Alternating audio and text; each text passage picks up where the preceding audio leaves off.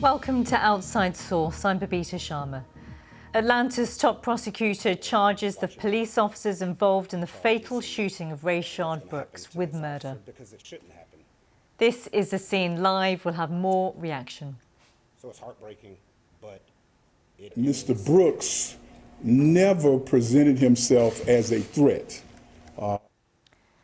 Well, bombshells from John Bolton, the former national security advisor, claims that President Trump openly courted China's support for his re-election bid. The governing body of an Oxford University college votes to remove a statue of 19th century colonialist Cecil Rhodes from its facade. And something to cheer up football fans. The English Premier League has restarted 100 days after the last match. Welcome to the programme. Thanks for joining us. Now, in the past few minutes, white police officer Garrett Rolfe has been charged with the murder of Rayshard Brooks, an African-American man who was shot twice in the back in Atlanta. Here's the district attorney. Mr. Brooks never presented himself as a threat. At the very beginning, he was peacefully sleeping in his car. After he was awakened by the officer, he was cooperative, and he was directed to move his car to another location. He calmly moved his car. Mr. Brooks was asked whether or not he had a weapon. He indicated that he did not. Without any resistance, he passed his driver's license to the officers, and the officers then asked Mr. Brooks whether or not he would consent to a pat-down or a body search. And Mr. Brooks allowed them to search him, and the search yielded no weapon. We found that it was of interest that when the officers patted Mr. Brooks down, they noticed there was a bulge in his pants. They did not pull that item out of his pocket. They took Mr. Brooks's word that that bulge represented a number of dollar bills. Well, that was the district attorney in Fulton County giving that announcement about the charges against Garrett Rolfe, the former police officer in Atlanta. Here's a reminder of what happened to Rayshard Brooks. These body cam images show him being stopped by two white police officers in a restaurant car park late on Friday. As he's handcuffed, he struggles and breaks free. These images show what happens next. Investigators say Mr. Brooks was shot after he seized a taser from an officer as he fled from the scene. The mayor of Atlanta and other politicians have said the use of lethal force by police was not justified in this case. Atlanta's police chief quit, and the police officer suspected of shooting Mr. Brooks was fired. Well, the shooting came just weeks after another black man, George Floyd, was killed in custody in Minneapolis and provoked another wave of anti-racism protests. These pictures show the huge protests that took place in Atlanta at the weekend. The Wendy's drive-thru restaurant where Mr. Brooks was stopped was set on fire on Saturday night. Well, let's talk through exactly what we heard in Atlanta in the last few minutes. Gary O'Donoghue joins us live from Washington. Gary, we heard there from Paul Howard, who is the district attorney, announcing that a murder charge has been filed against the former Atlanta police officer, Garrett Rolfe. Just talk us through the other charges as well and what else we heard, the evidence that was presented in court. Well, we've heard an awful lot more detail than we knew before about what happened last Friday night. We know now, for example, that this encounter between Mr. Brooks and the police lasted for 41 minutes from beginning to end. The district attorney said that Mr. Brooks at all times was calm, he was cordial, he was cooperative, he never presented a threat, he was almost jovial. We've learned that the officer who shot him twice in the back didn't provide medical assistance to him. We knew that he was running away from that officer, which prohibits that officer from firing a taser, let alone a gun. We know that that officer discharged a third shot, which he's also been going to face charges over, which went into another vehicle close by the scene. And we also learned, shockingly now, that both officers, Garrett Rolfe and Devon Brosnan, assaulted Mr. Brooks while he was on the ground. That Mr. Rolfe kicked him and that Devon Brosnan stood on his shoulder while failing to give him medical attention. Now, the main charge that Mr. Rolfe is facing is felony murder. That means a murder charge that's a murder that takes place in the process of committing another offence, in this case aggravated assault. The maximum penalty for that is life imprisonment or the death penalty in Georgia. Georgia has the death penalty. The other officer, Devon Brosnan, intriguingly has decided to become a state witness in this case. And I can't emphasise enough, police officers rarely, if ever, testify against their colleagues in cases like this. It's incredibly rare. So this will make all sorts of sort of important sort of landmarks in this case because of that decision. He's expected, Devon Brosnan, to make a statement in the coming days. He's been granted bail. The other officer, Garrett Rolfe, who's facing the murder charge, will be taken into custody. OK, Gary, thank you very much for that update. Stay with us because earlier today, Senate Republicans unveiled a new police reform bill in the wake of the death of George Floyd. Unlike the rival Democratic Party legislation, the Republican bill is not expected to ban police chokeholds or allow victims of misconduct to sue police. Instead, it will rely on financial incentives to encourage adoption of reforms. The bill was crafted by Senator Tim Scott, the chamber's only black Republican. This is what he had to say. Too often we're having a discussion in this nation about, are you supporting the law enforcement community or are you supporting communities of color? This is a false binary choice. The answer to the question of which side do you support, it's I support America. And if you support America, you support restoring the confidence that communities of color have in institutions of authority. If you support America, that means you know that the overwhelming number of officers in this nation want to do their job, go home to their family. It is not a binary choice. Well, the brother of George Floyd has asked the United Nations to set up an independent commission to investigate the deaths of black people at the hands of US police. He told the United Nations Human Rights Council in Geneva via video link that the whole world saw how his brother was tortured and killed in Minneapolis. My brother George Floyd is one of the many black men and women that have been murdered by police in recent years. The sad truth is that the case is not unique. The way you saw my brother tortured and murdered on camera is the way black people are treated by police in America. You watched my brother die. That could have been me. I am my brother's keeper.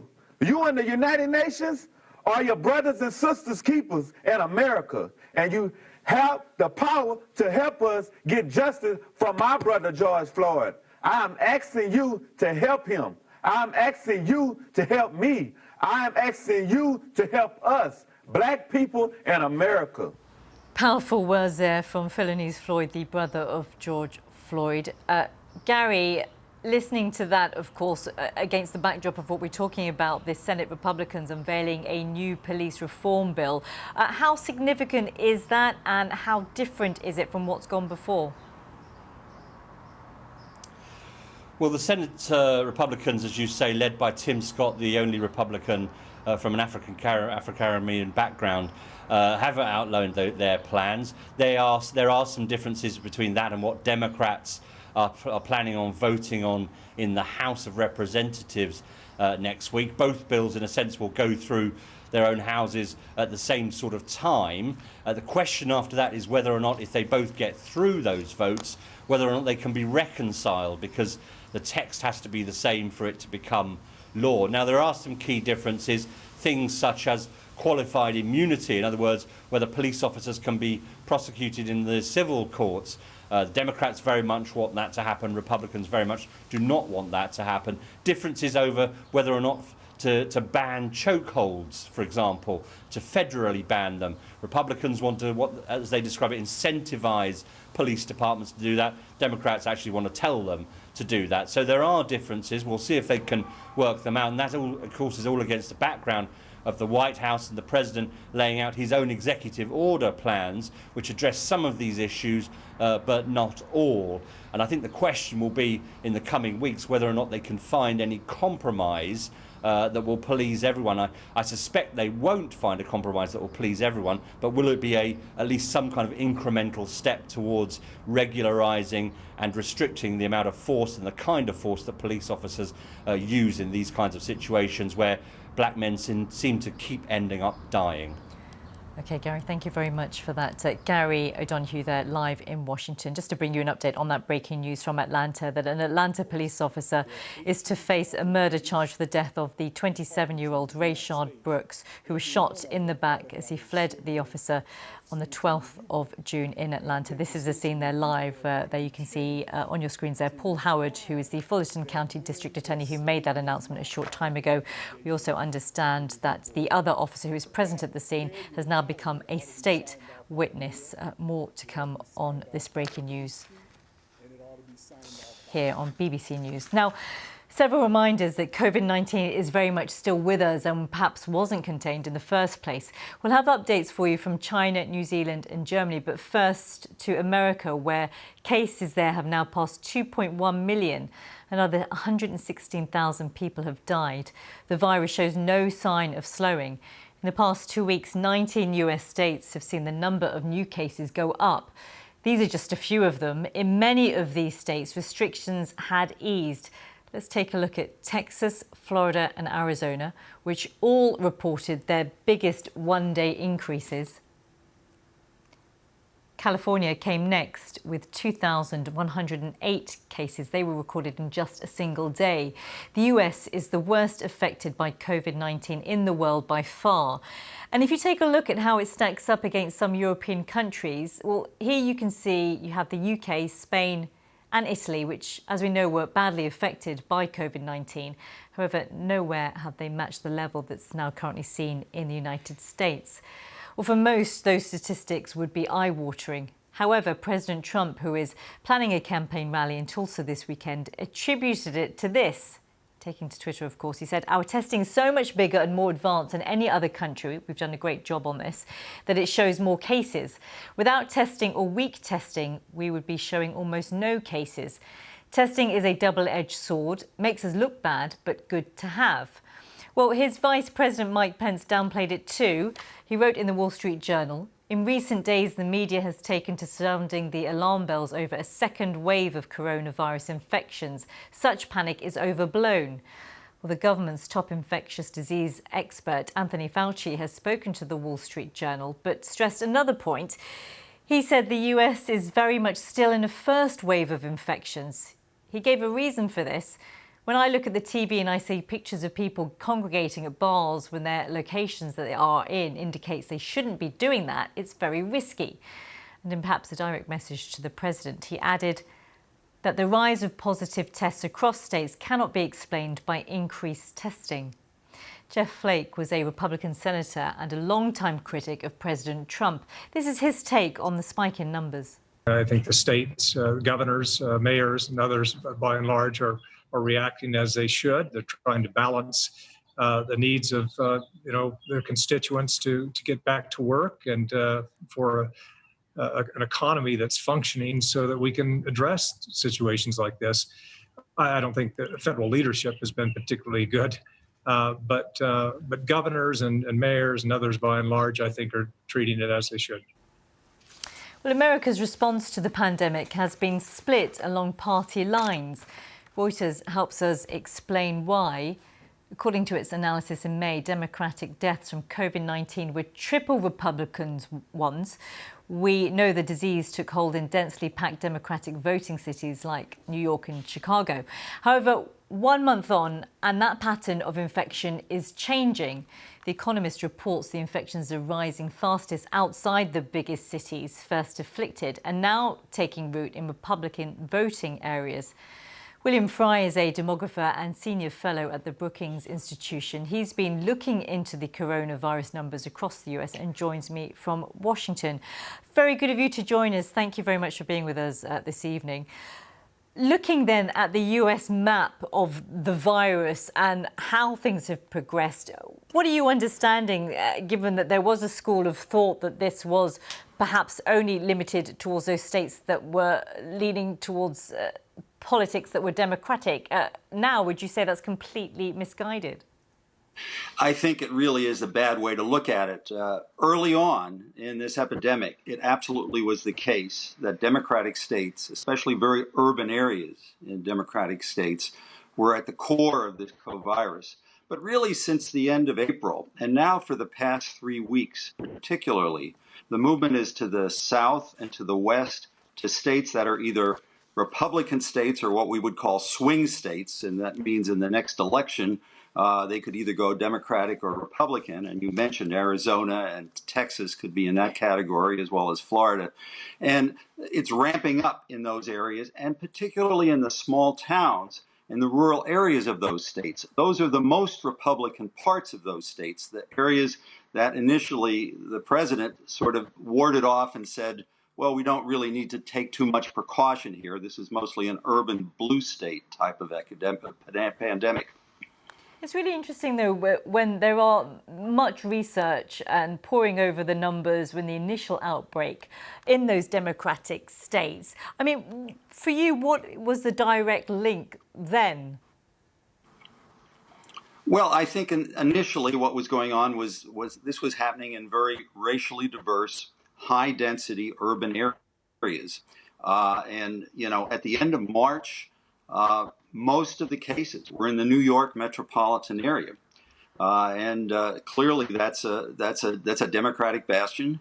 But as we move into the end of April, things have moved out to the Midwest and especially the South, the southern part of the United States, states like Georgia and Alabama and Mississippi, and now more recently in Texas. The last 3 weeks had a huge growth in the pandemic in Texas, taking over more counties and more cases. And we also see that in North Carolina and Arizona and Florida. And, you know, I'm not a public health person, I'm a demographer, but I look very carefully at the demography of this spread. And I see this is moving to parts of the country that really are not urban at all. And it's spreading on a week-by-week basis, especially in what we call the Sun Belt, the south and west regions of the United States. There's so much more to ask you, William Fry, but unfortunately we've run out of time. But thank you very much for being with us. William Fry, a demographer and senior fellow at the Brookings Institution. Stay with us here on Outside Source. Still to come. Flights cancelled and people restricted from leaving Beijing. The latest on the virus containment there as the spikes continue to grow.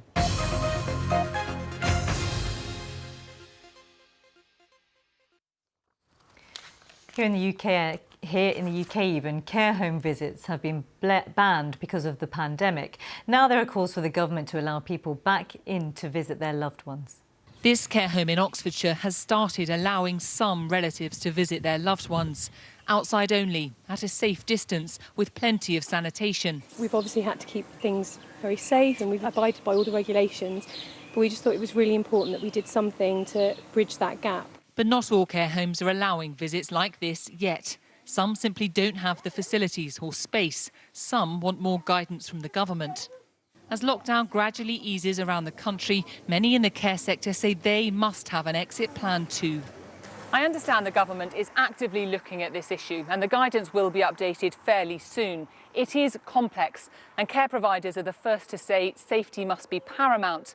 But they say the risk of the virus must be balanced with the risk that continued lockdown poses to general health.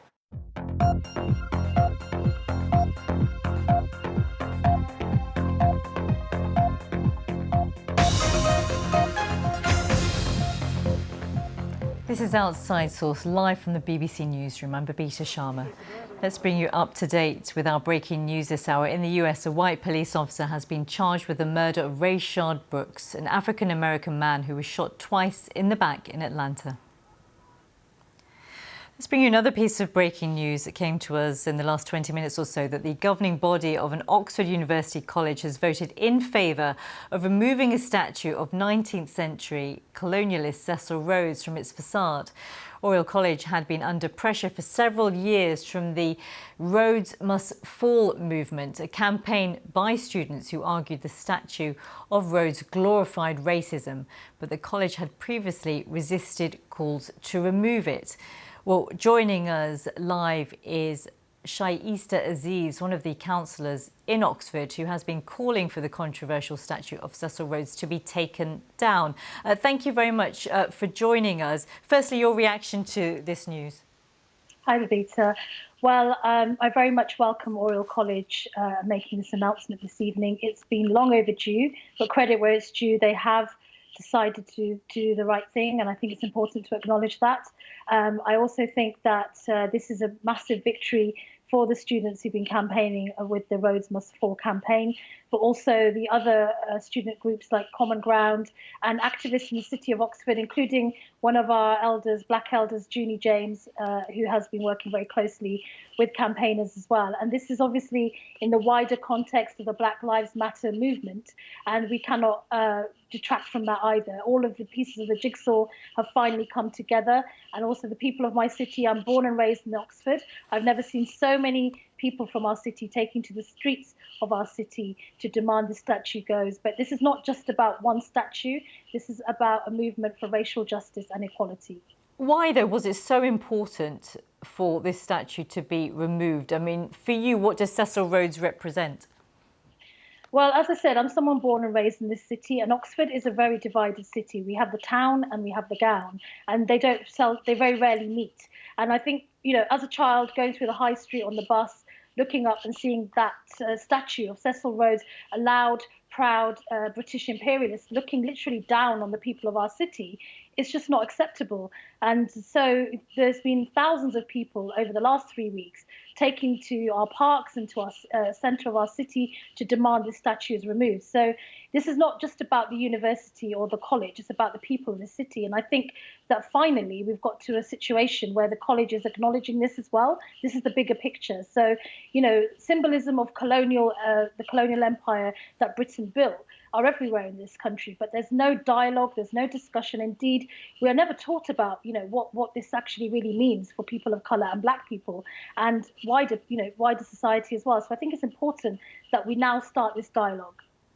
Shaista Aziz, thank you very much for joining us on the news there that the controversial statue of Cecil Rhodes is to be taken down.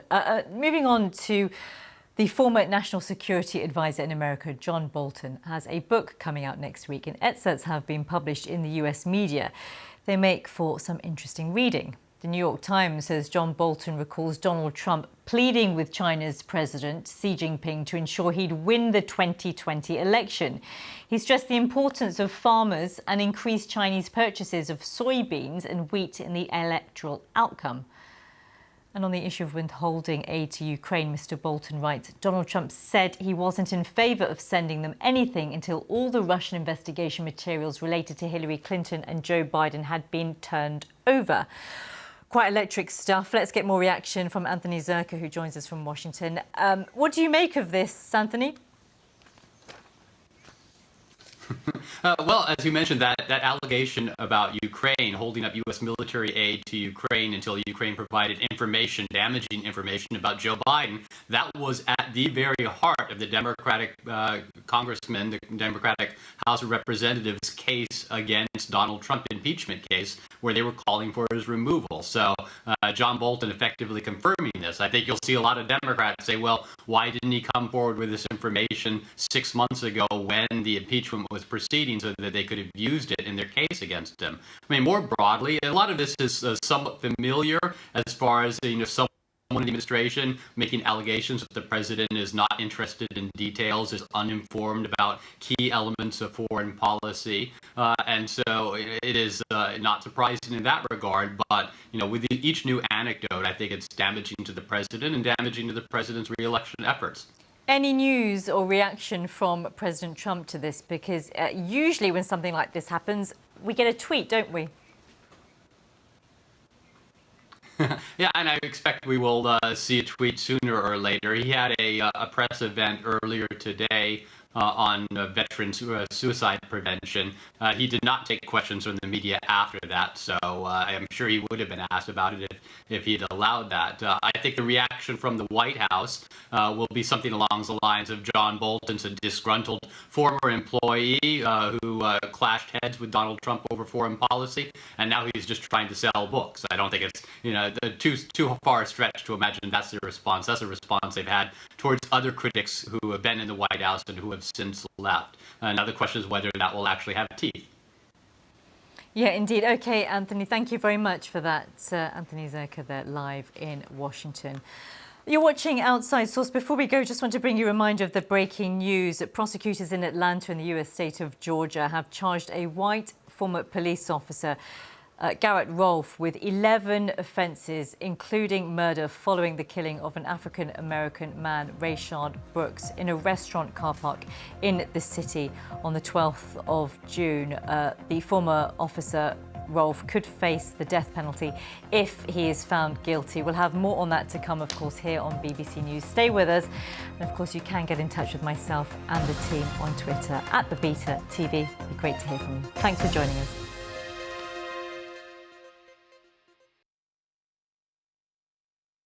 Hello. It's been a volatile weather day again, the atmosphere releasing its energy in the form of thunderstorms. The other thing, of course, is that misty low cloud which has been with us for several days for some parts of the northeast coast of England and Scotland, and it will continue for the rest of the week, as will the thunderstorms, the torrential downpours with the hail and locally squally winds leading to some flash flooding. And this is just how active the atmosphere, I should say, has been during the evening so far. Those storms starting to push further northwards and rains coming in off the North Sea. So as the showers and thunderstorms ease away, we'll find that rain, more persistent rain, coming into eastern England, and the low cloud returning to many central and eastern parts of both England and Scotland. So it's going to be a warm night, a murky night for many, perhaps a little cooler in the glens of Scotland, but it will be quite a misty start with some fog on Thursday morning. Now that will burn back to the North Sea coast eventually, away from the lowlands as well. And eventually we'll see more sunshine coming out and fewer showers than today for Scotland and for Northern Ireland. But our rain is pushing westwards, so towards Northern Ireland and southern Scotland through the latter part of the afternoon. And to the south of it, as it clears away, the sun comes out, the ingredients are there again for some slow-moving showers and thunderstorms across England and Wales, with a lot of rain falling in a short space of time and some locally squally winds. So the spray and the standing water on the faster routes will make for some pretty nasty driving conditions, and there could be some local flash flooding too. But it's warm and muggy for most of us. It'll feel quite warm though in that sunshine across northwestern parts of Scotland. Then through Thursday evening overnight, that rain continues across parts of Scotland and into Northern Ireland. Elsewhere, the mist, the low cloud returns. And again, we're not changing the air, so it will feel quite warm as we head into Friday morning. And again, Friday is another day of sunny spells, best of which will be in the morning after the mist and low cloud clears away, the fog as well. But then the showers will tend to develop with time. Some quite large and quite active, slow-moving showers again, initially in western areas, but developing more widely further east. And it will feel still quite muggy. It may just freshen up a little bit further west, and that's because we've got Atlantic low pressures coming in for the weekend. With them, fresher air, but some wet and some windy weather. As ever, there's more on the website, which is where you'll find the warnings as well. Hello, strange thought, but if you haven't yet caught the Andrew Marr Show on a Sunday morning, give us a go. Every week throughout this strange period, we're bringing you the top politicians, the most relevant, plugged-in scientists and other key public figures. We offer polite but persistent questions about what matters most and a bit of perspective when we all need that stuff. Join me on Sunday morning at 9 on BBC One.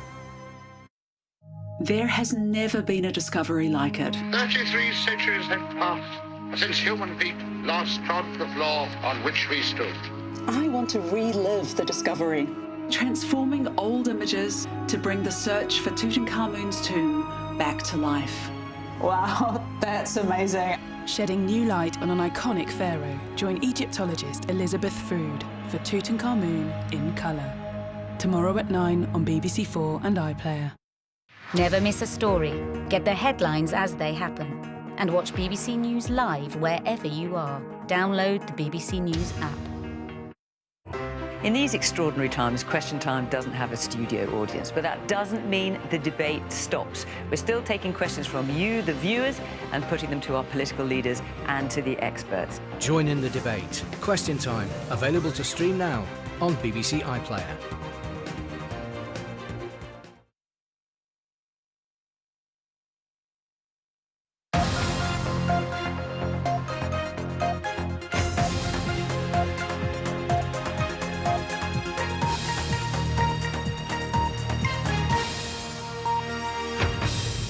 Welcome to Outside Source. I'm Babita Sharma. In the US, a white police officer has been charged with the murder of Rayshard Brooks, an African-American man who was shot twice in the back in Atlanta. Mr. Brooks never presented himself as a threat. More bombshells from John Bolton. The former national security advisor claims that President Trump openly courted China's support for his re-election bid. The governing body of an Oxford University college votes to remove a statue of 19th century colonialist Cecil Rhodes from its facade. And something to cheer up football fans. The English Premier League has restarted 100 days after the last match. Welcome to the programme. Thanks for joining us. Let's bring you an update on clashes that we told you about on Monday between India and China in a disputed Himalayan border area. The two countries' foreign ministers promised not to escalate tensions in a phone call, but they each lodged protests with the other and they still dispute what happened. Here's what the Indian Prime Minister said a little earlier. For us, the unity and integrity of the country is the most important, and nobody can stop us from defending that. No one should have any doubt or misconception about that. Narendra Modi there. Well, we're still not exactly sure what happened, but let's tell you what we do know. The fighting took place here in the Galwan River Valley area. The de facto border called the Line of Control is poorly demarcated, and there are Chinese and Indian troops stationed on their respective sides. Well, as you can see from the satellite pictures, it's incredibly rocky, dangerous territory. The presence of rivers, lakes and snowcaps means that the line can actually shift, something that's led to skirmishes between the two sides before, though this is the first deadly clash at the disputed border for at least 45 years.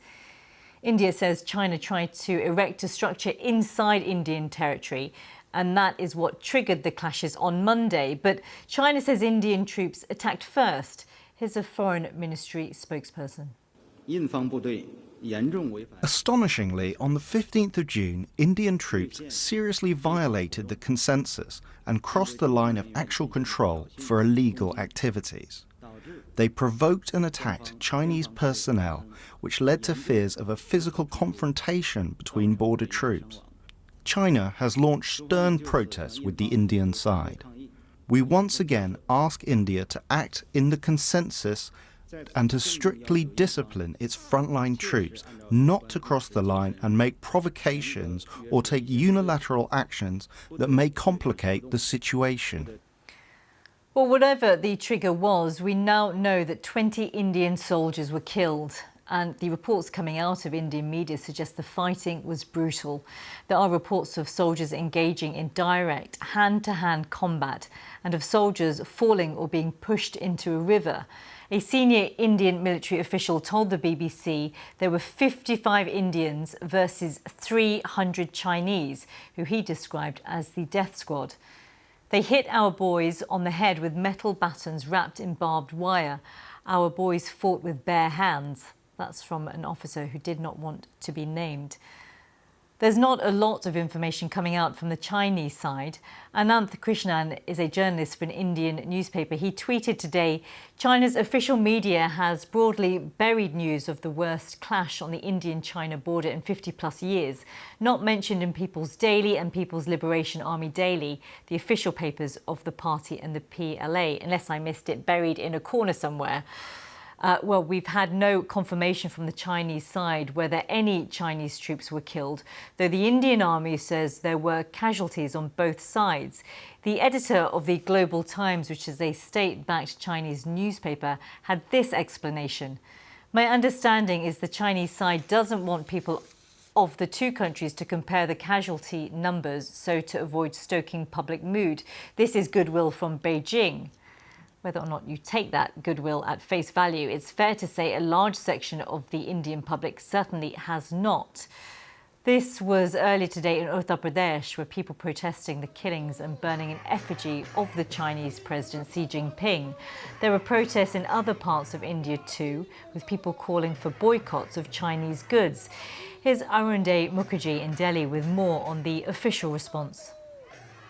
India has lodged a very serious and strong protest with the Chinese government. They've laid the blame squarely on the Chinese for transgressing, also saying that this was in violation of the agreements that were arrived upon on the 6th of June at a commanders' meeting. India is also saying that there was considerable progress that they had made in talks, but China decided to violate all of that, and this was an act of premeditated and a planned act which resulted in these casualties. India has also gone on to use very strong words to say that this will have a serious impact on bilateral ties. However, in the end of the conversation, both sides, and this has been emphasized, both sides have agreed not to take any steps which would escalate the tension and essentially ensure that peace and tranquility is maintained along the border. And I think that is the key takeaway from that conversation, the first conversation between both governments taking place, and that is how it ended. Well, for all the official talk of de-escalation, Chinese state media did broadcast this, what it called recent footage of a high-altitude military drill. Here's Howard Zhang from BBC Chinese. At this very moment, I think both governments are almost speaking the same language, but against each other, and both pointing fingers at each other saying, you violated the agreement on the 6th, and you are the ones who crossed the line. And the actual fact, since no one and no third party was there to actually prove which side was wrong, maybe later on we'll have more details, but at this moment it's very difficult to say. Do visit the BBC News website, by the way. There's a comprehensive guide to the troubles on the border there. It's a really interesting read taken by our journalists on Chinese, BBC Chinese and BBC Hindi as well. Now, Brazil has recorded 35,000 new cases of coronavirus in a single day. That's a record number, which means by the end of the week, the country is likely to pass the grim milestone of having 1 million confirmed cases. Brazil has had more than 880,000 confirmed cases. That's the second highest in the world. Other countries in the region, including Mexico, Chile and Peru, are also struggling to contain major outbreaks. But unlike in the US and most countries in Europe, many countries in Latin America are seeing their daily cases and deaths increase. Looking at Brazil, Mexico and Peru compared with Italy, the first country in Europe to be hit by the virus, you can see daily deaths are growing in these Latin American nations as they drop elsewhere. Well, in the Central American state of Honduras, the president there, Juan Rolando Hernandez, has been hospitalized where he is undergoing treatment for pneumonia, according to health officials. He recently announced that he had contracted COVID-19 in a televised statement. I want to communicate that during this weekend I started to feel some discomfort, and today I have been diagnosed with COVID-19.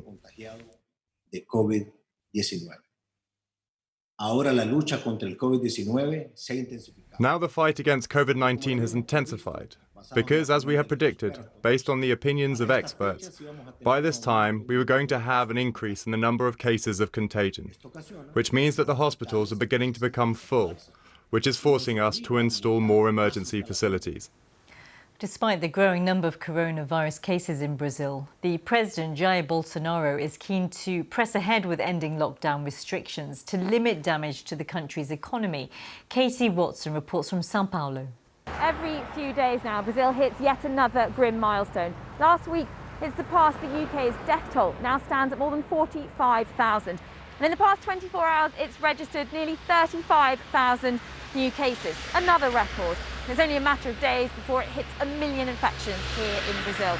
But what's the government doing about it? Well, very little on the face of it. President Jair Bolsonaro continues not to say much, and when he does, he tries to play down the virus. In fact, yesterday, one of his officials said the country was managing the virus well. And they try to deflect the criticism of the handling of the crisis by saying that the country is big, and that when you look at per million inhabitants, well, actually the numbers are better than they are in places like the UK and Belgium. But the World Health Organization says Brazil is a major concern. All the while, cities like here in Sao Paulo and in Rio are starting to open back up. But scientists warn that the country is not yet through the worst of it. Katie Watson reporting there. Stay with us on Outside Source, still to come. Flights cancelled and people restricted from leaving Beijing. The latest on the virus containment as a spike in cases continues.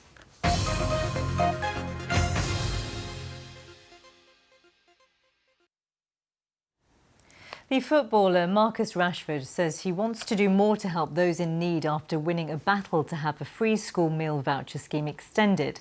The Manchester United and England players' campaign prompted a government U-turn that means parents will be able to claim vouchers for around 1.3 million children in England over the summer holidays. With more, here's Elaine Dunkley. The government said that by summer they're going to stop free school meals. But then Marcus Rashford said you can't because some people don't have enough money. Both on and off the pitch, Marcus Rashford is a hero to these children. What did you think of him? Inspiring and thoughtful. At his old primary school in Wythenshawe in Manchester, there's real pride. It shows that people who can grow up in here can change the world. I think that it's been a really kind thing for the people who don't have enough money to even to buy food. Nearly a quarter of the children at this school are on free school meals. It was children like these that Marcus Rashford was determined not to leave behind. Obviously, the areas that I've grew up in, I know a lot of different people and a lot of families that would have still been going through it now. And it's not so much about my family anymore because obviously the situation's changed, and I just don't want people to go through the same things.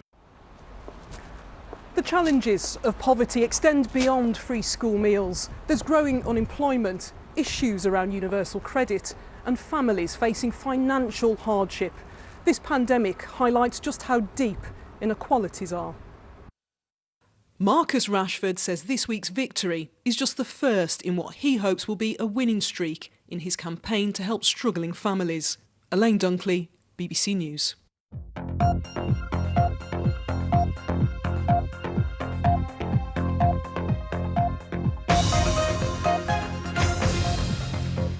This is Outside Source, live from the BBC Newsroom. I'm Babita Sharma. In the US, a white police officer has been charged with the murder of Rayshard Brooks, an African-American man who was shot twice in the back in Atlanta. Let's get more on the coronavirus pandemic and to China, where the virus originated. The capital, Beijing, is now at the centre of another outbreak. More than 1,200 flights have been cancelled and railway services have been reduced until at least the 9th of July. Primary school, middle school and college classes have been suspended. Sports teams cannot play and swimming pools and gyms have been closed. Well, the outbreak is believed to have started in the massive Zimfandi food market that supplies 80% of the city's meat and vegetables. At least 27 neighbourhoods have been classed as medium risk and one neighbourhood near the market is high risk. People in medium or high risk areas cannot leave the city, and people in low risk areas can leave but need to test negative first. From Beijing, here's Steve McDonald. The difference this time, when we compare it to when the coronavirus first took off, is that businesses and government departments are remaining open, at least for now. And that is giving people, well, some confidence that the authorities are going to be able to control this. What they're trying to do at the moment is to sort of treat Beijing as many cities within a city. And so they're kind of isolating pockets of the population, locking it down there, hoping they can control this outbreak without having to shut down this enormous city of 20 million people. Next, New Zealand and Germany, two success stories of the pandemic, but they're now dealing with outbreaks. First to northwestern Germany, where 7,000 people have been told to go into quarantine after an outbreak at a major meat processing plant near Gütersloh. More than 400 workers at the plant have tested positive for the disease. The abattoir, schools and nurseries in the area have been closed. Next to Berlin, where more than 300 households are under quarantine after dozens tested positive for COVID-19. The outbreak involves 6 apartment buildings. And to New Zealand now, where let's give you an update, having found out that it's recorded its first new case in 3 weeks. In the past 24 hours, the military has been put in charge of the country's quarantine and border operations. The cases relate to 2 women who flew in from the UK to visit a dying relative. They were given permission to leave quarantine early and travelled from Auckland to Wellington. Well, the Prime Minister, Jacinda Ardern, said the system failed. This is what she said. This case represents an unacceptable failure of the system. It should never have happened, and it cannot be repeated. I'm the first to acknowledge that the decision we've made here to suspend compassionate leave will not be a popular one for many, but I have to prioritise the health, safety and well-being of New Zealanders. That is my job, and so my view is until we can have complete confidence in the system, that is the best course of action on behalf of New Zealand. One more update for you. Moving to Pakistan, where people are facing virus restrictions again. This is an area of Lahore. As you can see, it's a densely populated area and is one of several neighbourhoods the government has sealed off. The Prime Minister has ruled out a nationwide lockdown. However, some hotspots are facing tight restrictions. Pakistan has so far reported 154,000 cases of the virus. The majority came after the country lifted lockdown in May. Thanks for joining us. You're watching Outside Source. We'll see you again soon. Goodbye.